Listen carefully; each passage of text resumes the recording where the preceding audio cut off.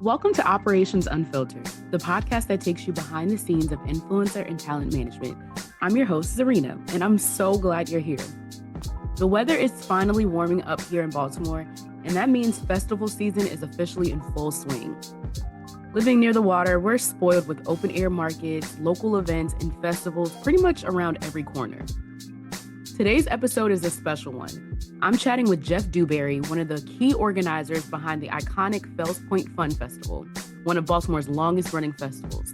And get this, it's completely self-funded, not a single coin from the city.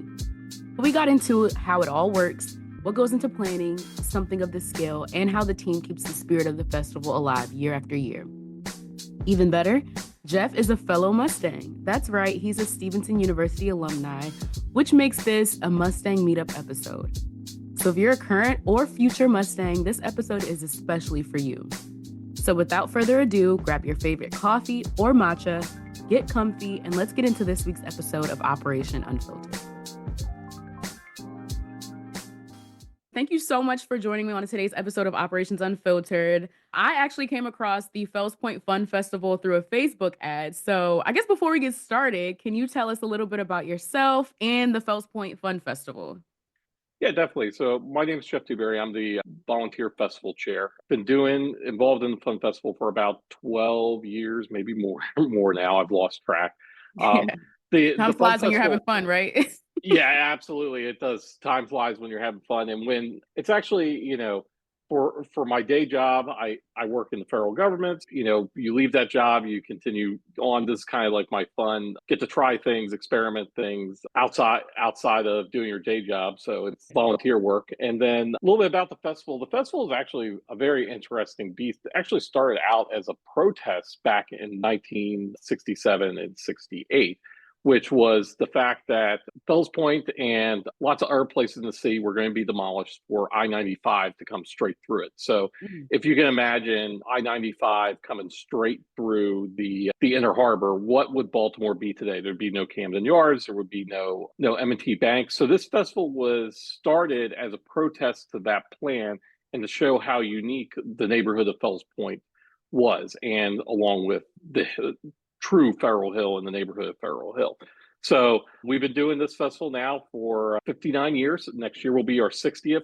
We're the longest running true community festival in Baltimore that has been happening for 59 years. To be beat a little bit by Flower Mart out in Mount Vernon, which has been running for about 110 years, but very, very different festival. Yeah, very different audience. But that is an amazing story. And so I'm originally from Houston, Texas. I've lived in Baltimore for a very long time. So I consider myself half Houstonian and half Baltimorean. But I love the Fells area. I've loved Fed Hill, and I never knew the history. So that is actually a great way to protest. So thank you for Yeah. sharing that. And so you mentioned that it was started by the Society for the Preservation of Federal Hill and Fells Point. Who are some key players behind the scenes that help make this event happen? I know you mentioned yourself, you're the vice president, but anyone else who helps keep this thing rolling? Yeah, definitely. So we have a team of about 4 to 5 1099 contractors that work for us. Our lead festival coordinator is Kathy Hornig of Five Star Festivals. She is awesome. She's been on the festival beat in Baltimore for years. Formerly ran Artscape and then left Artscape to start her own company. So I'll have to chat with her too. Yeah, definitely hit up Kathy. Kathy's great if you want to talk program management and stuff. And then we have some other folks that are working on sponsorships, dealing with the vendors and everything. I used to be almost a one-man band. It just became too overwhelming. So I really implored people that to make this profitable, to make this work, you need to bring in more people, which, my board we were able to work together and bring those folks in. So. Well, that is amazing and perfect timing. I actually just finished the Associated Black Charities Board Pipeline Development Program. So this is like a real world case study example because we've learned all about the logistics of the board and all of that. So like I said, this is perfect timing. And then here at Operations Unfiltered, we love talking about the people, processes, and tools that help organizations thrive. So can you talk a little bit more about what you guys use behind the scenes? And I'm talking like program planning systems? Are you guys a Google Drive team, Excel, Asana, or something else? Yeah, definitely. One of the major things is working with program management in the federal government sphere was I wanted to bring in a lot of software and everything to make our lives easier. As I said, we have a small team of four people Mhm. that are working around the clock. Of course, we bring in people for day of, but to do that and to make that easier, first iteration, when I first originally brought in a contractor to kind of be the festival coordinator, they weren't well based in the new technology of like Google and everything, trying to get Yeah. them to respond to emails and everything. It was a lot of old school stuff. Stuff was still being done on paper. We just couldn't deal with that, so we moved forward. So yeah, we mostly work around Google Drive, which is great. We That's have actually a how I grabbed your logo, which was very efficient, which I appreciated. yes. So yeah, I have a. You can also feel free to talk to our creative director, John Rohr, from the Fells Group. This is kind of his passion project for that, and he's been great to do that because that group handles a lot of like political candidates, and they handle a lot of grassroots outreach and advocacy. So having them on board, they facilitate that. So one of the major thing was, okay, we're going to set up basically I had to rebuild this whole airplane while we were trying to fly half the time. Oh, wow. Was implement Google Drive, and then the major thing was which was tough for a couple of years was vendor applications. Mm, There was no software to really do vendor applications. Luckily, a couple pieces of software have come out in the last couple of years that is all cloud based, yeah. which is Event Hub, and then we moved just this year to Event Need, which is actually very nice. It's all based on HubSpot, so we have that base customer relations management built in. Our team can put notes, can put everything. It's all encompassing. So, and we can communicate back and forth with vendors because it became too laborious because we have vendors emailing multiple people, emailing the wrong person, and I'm things like that, sure trying there's to probably like a communicate that. knowledge gap. You probably couldn't making sure someone else got the message. I'm sure that was a big obstacle for you all. Yeah, a huge obstacle was just how to figure out communication. And I kind of took it from a vendor standpoint. We bring in about 200 to 300 vendors, just small mom and pop vendors, come in and set up for the 2 days of the festival. So having to get them load in, having them feel comfortable, having them pay us, having all the communications, all the questions that come out of that, trying that. So I took that as more like, okay, let's take that more as like a help desk approach of Yeah. them communicating to us. They're going to ask questions. How do we farm this out? How do we track this question's been answered? Or we need to get together and answer this question because it's just so out there. So Yeah, if you had to have a lessons learned from implementing that whole process, from onboarding, from educating the staff on how to use the system, what would you say was your biggest lesson learned from that whole process? I think number one, getting everybody to understand what we're, the staff and everything we're trying to do. Everybody was quick on that. It's Mhm. mostly dealing with the vendors and the folks that are coming into us because they may not understand the software. They may be used to paper. They may be selling, this widget, that widget, trying to get something simplistic. I started out my career in college working for, I call it the eighth layer of hell, which was, I loved it, but I worked for Best Buy Geek Squad. I was one of the first Oh, employees for Best Buy Geek Squad when they rolled out nationwide for Best Buy. So, we were a different experience for Best Buy because people weren't coming to us to have fun and buy something. They were coming to us because their stuff was complaint. broken, complain, and how do you work that? So and two, also you had to break it down to the most common denominator of what Mhm. is everyone going to understand. And that's like when we were implementing software for the vendors and everything is what Mhm. a walkthrough is like, what is the most simplistic thing to do I for the love that. vendors is And I'm all about a templated approach, and it seems like you figured that out with this new system that you're using. So yeah, congrats to you because that sounds like a quite a big obstacle. What yeah, has been no. the feedback from the vendors that have been with you all from the beginning? What was their response to it? Because I know you with the employees, there's not a big team. They can kind of adjust, they're agile. But with vendors who may have been with you guys from the beginning or have been with you for a few years, what was their response to this, change in system? Their major response to change the system was they were appreciated. I think a lot of the vendors were realizing that everything was moving online. The days of paper applications and everything were gone. So that two, we were able to do payment up front. That was a major thing, was trying to deal with checks coming in via the mail and everything. Yeah. It just was, and how to track that became a mess. We do credit cards up front. I think the major thing was everybody became after the pandemic more comfortable with doing a lot of this online applications and everything. So I think that helped us tremendously. For So sure. And now the logistics part with the city, is there like permits that you all have to have? What does that relationship look like? And then I guess from a project management perspective, how far in advance are you reaching out and doing these things? yeah, we let the city know about almost January 1st. We let the city know, what dates we're looking at and everything. And there's a lot of negotiations on the back end where we have to negotiate with like Baltimore Running Festival and folks to Mhm. make sure we're all coordinated for events. I will say, as much as I love the folks we work with at the city's process is a bit laborious and doesn't have the Yeah. true management that you would come to believe. But we get through it. It's a lot of reaching out to people, pinging them, is move this along, things like that. So For sure. And if you had one piece of advice for them from your perspective as someone who's worked with them for years, what would you say to them to help kind of make it easier for you all? yeah, this is no surprise to them. I've actually testified in front of the city council on this. Is if I know where my pizza is in the process, I should be Mhm. able to know where my permit is in the process. It shouldn't be I have to call someone, wait for someone to call me and everything. It should be a web application. I should be able to look for that. I So love that. yeah. The pizza tracker analogy is so useful in so many different situations. It's like I don't know how Domino's and Papa John's have simplified a situation. So Right. right there with you.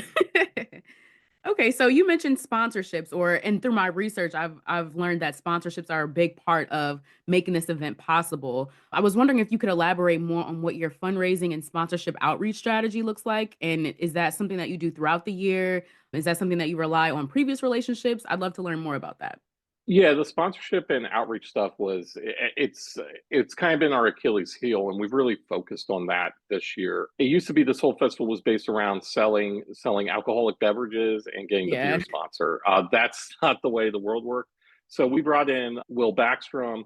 He is great. He worked for PNC back in the day in their philanthropic department. So we brought him in to try to bring in work those connections, everything. A lot of it is who you know, who can you get to, how get get to the money. Basically, a lot of times you can't come up through an organization; you have to come down through an organization to For get some of this sure. money. Because if the boss says give them money, you're going to give them money. So Yeah. that's what we're focused on hitting. Some of the major players in town. The hard part about Baltimore is the fact that you have very little Fortune 500 companies in Baltimore. You have T Row, you have that, and they're kind of the revolving door of everybody hits them up for money. And how can you show it and make it a little bit different and special? So, What do you think has been your, I guess, claim to fame and why you all have been able to have such strong relationships with the sponsors that you do have? well, I think for our sponsors is we've continued to do that relationship. It's all about a relationship. So continuing making that relationship work. And then, just continuing to drive value. As I said, we're basically like this, we are the second largest festival in Baltimore next to Artscape. So, doing that. Well, that's definitely a good selling point. So if I was a sponsor, I definitely want to tap into that market. So good thinking there. And my other question is for how has digital marketing, especially social media and paid ads, impacted the success of the festival in years? I mentioned that's exactly how I found you because I wasn't aware of this festival. So I'm wondering, have you seen other measures of success from ads and other digital marketing methods? Yeah, so ads is a major player. Our main thing that we're trying to focus on right now is how do we connect with Gen Z. And Mark Cuban had this great article on your ROI is not there in the Facebook ad space anymore. How do we continue to capitalize on organic marketing, viral marketing, and everything? One thing we started to do is we invited a lot of local influencers to our VIP tent and everything and try to get them involved at the festival where they can hype it up, do things like that. That's been one of our major focus is try to get the influencers more involved because that more organic reach works a lot better than that Facebook ad lately. Well, I love to hear that because a lot of small business owners that I've talked to just don't know the power or aren't sure how to leverage the power of influencers and content creators. So I'm actually really happy to hear that. And if you had to have the perfect content creator relationship for this upcoming festival, what would that look like? I'm thinking behind the scenes, voiceovers. What would be your perfect content Yeah, creation content. story? Yeah, yeah, we've talked about that a lot. Is we one of our major components of the festival is music. We would love to be able to get that more mainstream music content career on board. That way, you can start bringing people more in regionally, not just locally, and that's really what we're trying to go for. A couple of years ago, we had the band the Gin Blossoms and a couple Mhm. other higher name bands come in. But my big thing for that was we just the way we booked them. I didn't like it because those bands came in, but no one knew they were actually here. They never hyped it on their social media. They didn't do that. Then the next year, we kind of traversed and got some more kind of up and coming bands, and they were able to hype it on their social medias and everything. Mhm. I think that ROI proved out right. It's just how can we get that going more?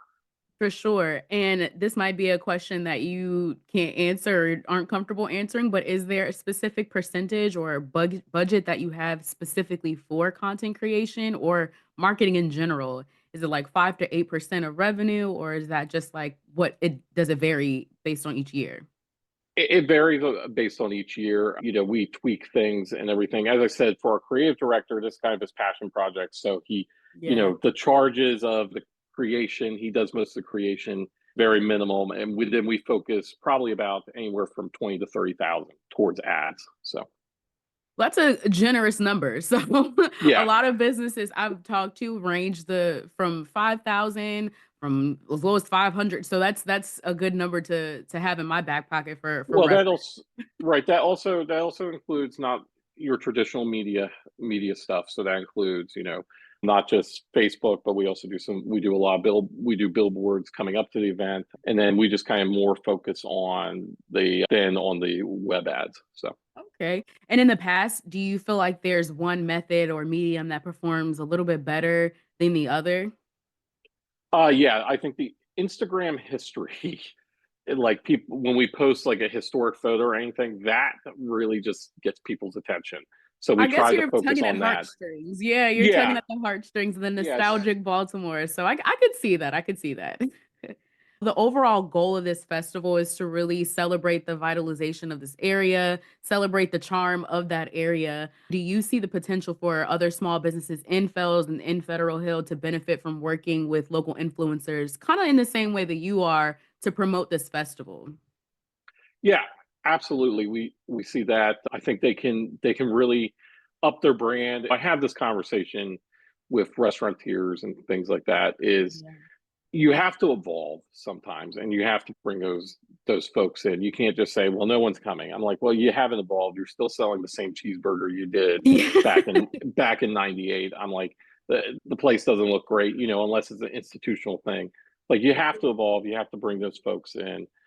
I think there's very much a loss of the understanding of social media too. Is Yeah. people think if I continuously post and do this kind of stuff, I'll get likes and things like that. What you're doing nowadays, especially with the algorithms, is just that doesn't work. You have to be able to have kind of that viral moment or something that is able to be more organic. You can't Yeah. just continuously just post every 2 hours, and that was old Facebook. That's not today's Facebook. You have to Exactly. get We the all have to be engagement. agile. Yes, Right. engagement. I love that keyword engagement. I could go on and on about engagement. And I think that that's the big thing that people, like you said, they miss. And I know from my personal experience, like I said, I'm a talent manager for content creators. What do you feel like is the biggest barrier in understanding that for small business owners? Do you feel like it's a lack of money, a lack of understanding, a lack of education? What do you think that is? I think it's a lack of education. I think it's a lack of understanding. And I think, you know, for us, you have a lot of small business owners that they've hit their pinnacle now and started the small business in the early 2000s, maybe even in the 90s. And they're, they saw the advent of Facebook, but they don't truly understand it. They just view it as free. This is free, but Yeah. you need to monetize that. Talking about that is with our creative director. John Rohr, is we focus a lot on targeting and audience. What are we targeting? Where are we doing? What zip codes are we? Are we even getting this down to a block? Do we know like an event is happening here that may be similar to Fells Point Festival? Should we geobox that event and say, let's try to push some ads that way? Things of that nature that we do on a basis, and then we do some organic things, but using all those tools in the toolbox that you may not think about of, okay, we know a group of people are going to be here, let's do a targeted during this time and things like that. So No, for sure. It sounds like reporting is very helpful in forecasting. So to that point, do you use reporting to measure success of your event beyond like attendance and the numbers? And if so, are there any specific KPIs or post-event wrap-ups that you rely on to gauge success? yeah, mostly what we're using to gauge it, it's hard to do attendance with a free festival and a street festival. We can guesstimate based on pictures, based on this, Mhm. things like that. What we really focus are, as I said, one of our major portions of this is selling alcohol. Is how much alcohol do we sell in that, and that's a whole nother project management you can ask me about. Yeah. Is how many drinks are we selling? Because some of our biggest sponsors that come in are the alcohol brands. So we try to make sure that we're showing value to them. For us, we serve about 12,000 mixed drinks during Wow. Fells Point Festival, then probably anywhere around 15,000 beers. We get this question all the time: is that 15,000 people or 15,000 drinks? Well, the only way I can report that nowadays is I know a transaction occurred and these many drinks were sold during that transaction. I can't get down, with the anonymization of personal data, especially with the advent of ad tech and ad IDs. I can't get down to Mhm. say, yeah, Jimmy bought 50 beers for everybody. Yeah. Like I can't, I That get down to that. granular. And you could get that granular, but the amount of money and effort to do that is just we can't scale to that. We can't scale to like a Live Nation And I Company honestly don't C3. think you guys need that. Like, you know what I mean? I feel like you then, go out of the scope of this is what this original intent of this event was. So I appreciate the small Charm City nature of it, if you will, you know? Yeah, exactly. So yeah. Yes. Now, I know this is the 59th year, but the 60th year is coming up. That's a huge milestone, a huge anniversary. What milestones or legacy moments are you hoping to create with that festival? And are there any special plans in the works that you could maybe give us a sneak peek at or Yeah, insight into? yeah, definitely. We've already started having conversations about the 60th. The major thing is, as I said, our Achilles heel was bringing in that sponsorship money. We were more Yep. focused on the beer money. So, as I said, we brought in a dedicated person that all they do is to go out there and get sponsorship. That's Will Backstrom from Backstrom Creative. That's all he does is Mhm. to that kind of stuff. And our focus is to show 60 years of this.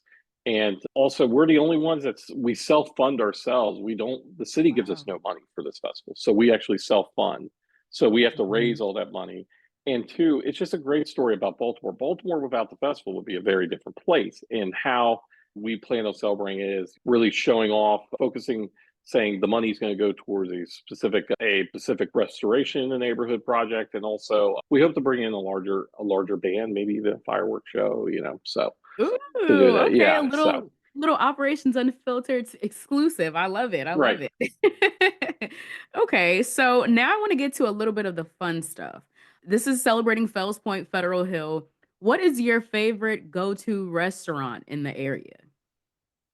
I would say my favorite go-to restaurant in Fells Point would probably be Dudas Tavern, which is still family run. That's a great place, great crab cakes, family run. Everybody knows everybody there. You run into Yeah. everybody. On the Federal Hill side, which is kind of on the borderline of Federal Hill, it's actually Riverside, is Barflies. Barflies is great. Once again, still owner run, great whiskey bar, great pizza. You can find me hanging out there someday. So Oh yeah. Okay, I'll yeah. have to add those to my list of Baltimore faves. The other question that I have for you is what podcast is currently in your rotation, other than Operations Unfiltered, of course, but Right, what other right. You know what's funny is I've been listening to a lot of Professor Galloway. If you've seen him, he's good talking about statistics and things like that. He's appeared on Bill Barr. My original podcast has always been the Tony Kornheiser Show. Okay. because I love how Tony mixes in sports. I find Tony just funny. It's so funny how he mixes it in. And Tony Kornheiser wasn't even he was a sports reporter, but then he was also the editor or reporter for the style section in the Washington Post for years. So like What a he crazy mixes all, combo. yeah, he mixes all that together. So it's Okay. just fun to listen to him. I'll definitely add that to my rotation. I'm always looking for new stories, new things to laugh at. So I'll definitely add that to my rotation. And then last but not least, are you guys looking for volunteers for the festival? If so, how can people sign up? Yeah, definitely just shoot us an email, Jeff at Fells Point Fest. We're always looking for people that may be interested in helping us and going from there. What we're really looking for, as I said, I've been doing this 15 years.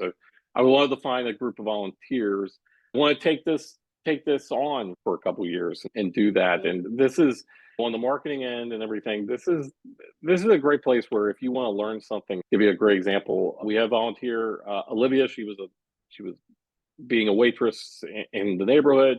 We brought Mhm. her on. She served as the volunteer coordinator for a little while. Now we started giving her a little bit of a stipend for it. But this actually helped her get a job outside. So building that resume and seeing how large events run, it's definitely something. I take the whole view on events and running events. Is this Lauren Michaels said this about Saturday Night Live is the show doesn't go on because it's ready. It goes on because it's 11:30 on Saturday. Yeah. So you're never going to be ready. Yeah. You just have to do it. And also for the spectator, for the person that's attending the festival, they may not actually see all the drama that's going on. It's a great ballet because even if you're a ballerina, when you screw up, the audience may not see it. They just saw the ballet. So Yeah. I love that analogy. That's such a cool way to think of it. I never thought of it that way. So that's cool. And yeah, shameless plug, I am a graduate of Stevenson University, BizCom major, and they have a PR club. I'm not sure if they still are taking on clients, but that might be a good partnership. I know they've helped with some conferences, so that could be a good collaboration effort. Just throwing that out there. and also I am so no, they're all gone. They don't hate me anymore. So my class was the class at Bill Julie that we graduated at the name change. So we No had the yes, way. we had the Baltimore. yes. So a couple of us wrote letters and we kind of did a little protest of keep the name and that. You But guys our were the class, troublemakers. right? Our class had the choice of what did you want on your diploma? Did you want Villa Julie or did you want Stevenson? So I ended up, even though I wrote the letter, I said, well, no one's going to know what Villa Julie was, but they're going to know what Stevenson was. So on my diploma, I have Stevenson. Oh my So gosh. Well, this is now a Mustang meetup. What was your major? my major was information systems, focus on computer forensics. So I had, if you ever did you take Dean Cook and Alan Foote and all them? So Wow. they were around back in the day. I Oh, graduated in wow. '09. So I was a BizCom major, so I graduated a little bit later than you. I was 2016, but I do remember a couple of my friends had classes with them. So this is such small Timor. This is what I always say when I talk to people. You have no idea. I didn't know that that was our connection. So see, yeah, yeah, that's definitely. And that's crazy. So are you when you did you graduate, did you think that you would be doing what you're doing now? no, I didn't think I would be doing what I'm doing now. It just continues. Life is fun, and might as well keep on doing it. So Well, yeah. now that I know you're a Stevenson alum, what advice would you give to a Stevenson who is just getting started at SU or Villa Julie? Yeah, I would say enjoy your college time. And when we were going, we were also the first ones in the dorms in the apartment. They had just built them. What? So Do you remember which yes, one you were in? Because I was the RA for Susquehanna, no, Cromwell. I was the RA for okay. Cromwell. We were. I was at. It was. I think it was Patapsco, which Oh, I lived overlooks there like the too. I bottom. lived Yeah, there. yeah. Yeah.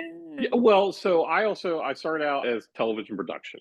That was my degree for at Howard County Community College. I then transferred to Stevenson with focus on computer forensics because I'm like I don't think I can do television production. There's not enough jobs. Yeah, everybody So has that conversation. Your parents are like, "Are right, you really gonna make money with this?" yes. So transfer did computer forensics, but what was interesting was I transferred, and if you transferred, even though like you transfer in as a junior, you still have to live in the dorm. They won't give Yes, you the apartment. I know. I So, transferred from Old Dominion. I was living yeah, with freshmen. yeah. Well, we were living with the freshman field hockey team at the top Oh, floor. That's where we were. oh, So anyway, that was fun. So but I would tell people make your connections around here. Go to when Stevenson does the speaker series and yeah. everything. Stay in touch. As I said, when I was going, it was very much a commuter school. We all kind of worked during college, but enjoy that, but also make some of those connections because those connections will be important down the Yes. road. You never know. So, Like right now, I'm having yeah, a Mustang meetup with someone yep, I don't know. And yes, I second that. Please go to the events, especially your RA events, because no one would ever come to my events. Everyone would just go to class and drive home. I would be sitting there with my pizzas, waiting for everyone to come, and no one would come. So yes, take his advice. Please go to your yeah, event. yep, Oh my gosh. Well, this was so fun. I really appreciate it. And I can't wait to come to Fells Point Fun Festival this year. I'll be a pseudo influencer out there with my camera. I'll bring my daughter. It's going to be a blast. I'm super excited. How can everybody keep up with all the things? Fells Point Fun Festival. Where can they follow? Where can they buy tickets? All the things. Well, they can't buy tickets because, yeah, but definitely. You can buy beer tickets. Yeah, right. you can. Yeah, you can follow us on Instagram, Facebook, Fells Point Fest, and then our website's fellspointfest.com. Check it out. Join our mailing list, and feel free to hit us up when it comes time. We'll throw you a VIP pass. So Yay. Okay, yeah. perfect. I'm super excited. All right. Well, thank you so much.